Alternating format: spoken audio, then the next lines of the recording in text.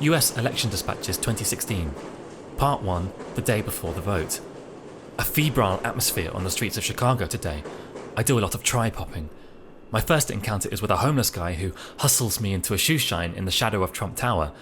That guy could be your president tomorrow, I say, gesturing at the ridiculously branded sky phallus behind him. You think Trump could be president? He asks. I hope not. You say the right thing. Trump be president, the rich gon' get richer, the poor gon' get poorer. He ain't gonna take care of us. 10 minutes later, I'm tagging along with a bunch of white, millennial, Bernie kids. They hate Clinton, but they hate Trump even more. They're not worried about a Trump victory, though. It's just rich white dudes who like him, they assure me. But he's got a lot of working class support, though, right? No, Bill Clinton really helped poor people, so poor people like Hillary. It's just idiots and people who can't think for themselves who like Trump. I follow my new friends to an open-air concert in Millennium Park, laid on to galvanise the youth vote.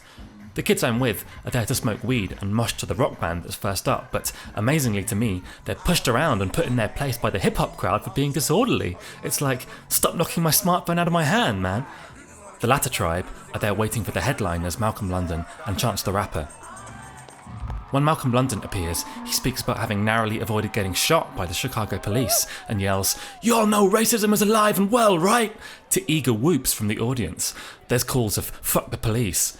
I barely get to see Chance the Rapper, who is instantly obscured by a wall of smartphones the moment he steps on stage. After the show, the entire audience is funneled a few blocks down the street to an early voting booth. I follow the long snaking queue all the way to the front as TV crews grab vox pops and various flavours of ideological protester harangue the soon-to-be voters. I stop to take some literature from the Revolutionary Communist Party, busy telling people that their vote only legitimises a system well beyond repair and distracts from the coming revolution. I try to object that revolutions tend to create a power vacuum that gets filled by something much worse, but I'm offered more pamphlets than answers on that point. Next, I get chatting to a young guy racking up a lot of high fives on account of his "fuck Trump" sign. He tells me that he went to one of Trump's rallies and it was a cesspool of hate. The comparisons with Hitler are totally justified, he says. Finally, I hit the Trump people themselves. There's 5 of them stood back to back, methodically fending off the abuse provoked by their banners. I end up spending about an hour with them. I like them a lot, in spite of everything. My mind boggles every time they hit the conclusion, and that's why I'm voting for Donald Trump, but I find it hard to fault around 75% of what they say about the downsides of globalization, the power of financial elites, and the need for a tighter integration of America's disparate melting pot. Whatever else you might say about them, these people are not just rich white dudes.